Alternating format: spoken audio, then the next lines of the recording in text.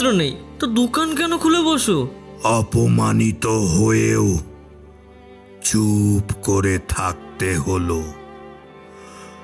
বুঝলাম ভালো মানুষের কোনো মূল্য মানুষের কাছে নেই, কিন্তু আমার বিরুদ্ধে ষড়যন্ত্র করে একজন গ্রামবাসী কিছু মালপত্র কিনে তার মধ্যে পচা জিনিস আর পোকামাকড় মিশিয়ে দিল।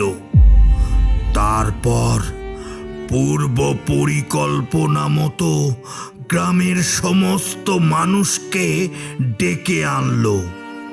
সমস্ত মানুষ এসে আমাকে কটু কথা বলতে থাকে এবং মারতে যায়। এই যে তুমি খারাপ মাল দিয়ে আমাদের দিনের পর দিন ঠকিয়ে চলেছ, এসব আর চলবে